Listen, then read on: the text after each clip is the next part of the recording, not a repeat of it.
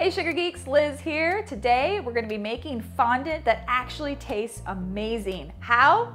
It's coming up next on the Sugar Geek Show. So you only need 5 ingredients to make your marshmallow fondant. Number 1, marshmallows. I get mine from Winco and they conveniently come in a 1-pound bag. You just want to make sure that they're loose in the bag, they're not squished or dried out. Do the shake test. That always looks really funny in the aisle. And you're gonna need 2 pounds of powdered sugar. If it doesn't come in this bag like this, then you wanna sift it to make sure there's no lumps.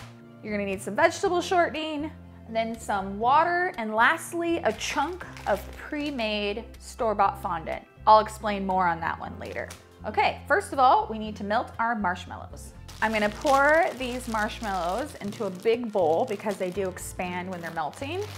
This red bowl is the same bowl I have been using since 2007 and it's not red anymore.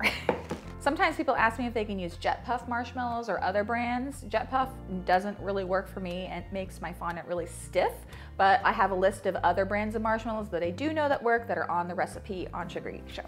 I'm gonna start off with 1 minute, and then depending on how strong your microwave is, you can do like 15-second or 30-second increments until it is like fully melted and puffed up. So our marshmallows are nice and puffy, and I'm gonna add my water. I'm gonna put the water around the edges, and that's gonna help release it. If I was coloring this fondant, you would replace some of the water with food coloring. And then just kind of push that water down around the edges, and that helps release it from the bowl. Okay, vegetable shortening in the bowl, and then hot marshmallows. Very gooey. And you want to do this fairly quickly because the marshmallows are going to start to cool down pretty fast. All right, I'm going to put about 3/4 of this bag straight into the marshmallows. Save about 1.5 cups. And people ask me if you can do this by hand. The answer is yes. You can't use a hand mixer, it's not strong enough, but you could use your arms and a spoon if you wanted to get your workout in for the day. So I'm just gonna let this mix until it's all combined. It's gonna look kind of crumbly at first. Just keep letting it go until it's all smooth and stuck to the sides of the bowl. While that's mixing, I'm going to cut my fondant here. This is just a brick of Wilton fondant. You can also use Renshaw and some other cheap brands of fondant.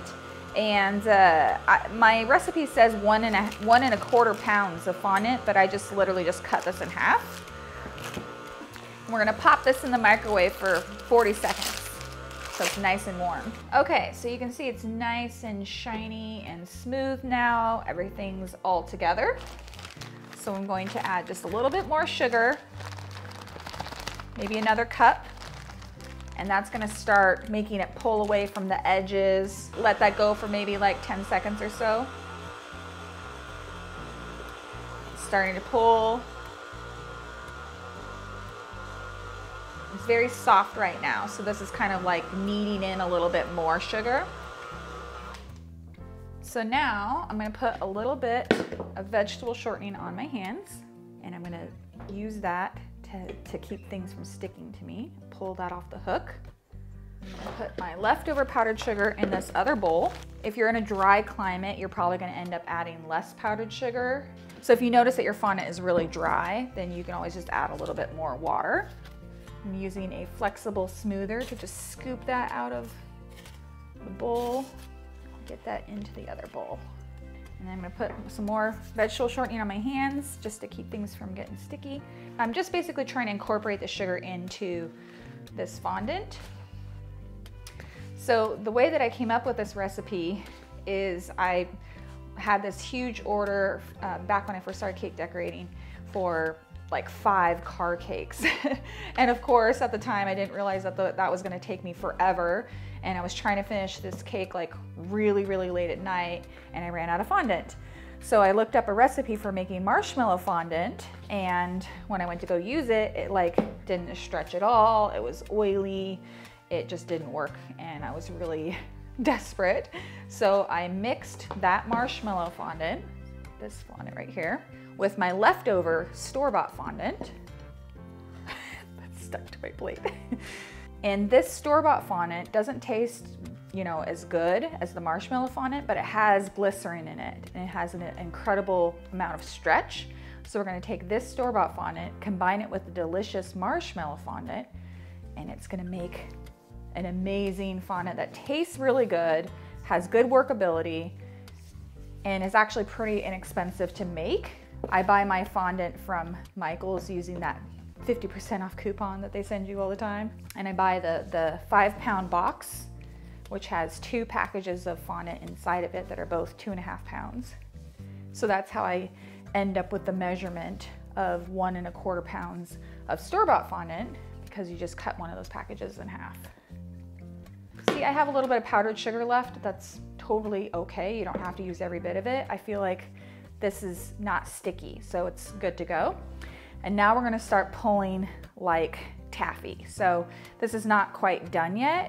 It's pretty good, but I'm gonna put my hand down and fold over like this, just to really get everything worked in.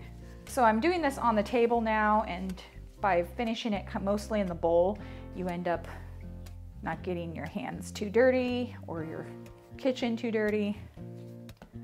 Okay, this is pretty much done. That was really easy. Sometimes it takes more kneading to get it to that point of really stretchy. So you can see when you do this, it stretches and it doesn't break.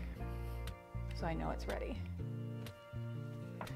So one of the reasons this fondant recipe has really taken off is because beginners, you know, often need to save money and they can't afford to buy really high quality fondant. So this is a way that you can get a really high quality fondant that doesn't tear, doesn't rip, doesn't get elephant skin, and is a really good fondant to work with if you've never worked with fondant before, because it just covers a cake super easily without much effort. And it's delicious. So that's bonus. That's basically done. I'm gonna put a little bit of vegetable shortening on my hands just to kind of get everything smooth on the outside. And then I'm just gonna store this just like this. So we can store this in a Ziploc bag just like this at room temperature for weeks. But I tend to use mine right away because fresh fondant actually covers a cake better than day-old fondant. So I'll make this fondant right before I need it. So that's how you make my famous marshmallow fondant that actually tastes amazing. It's pretty easy to make. Oh, it's good. I mean, it's really good. Tastes like a gumball. All right. Bye, guys.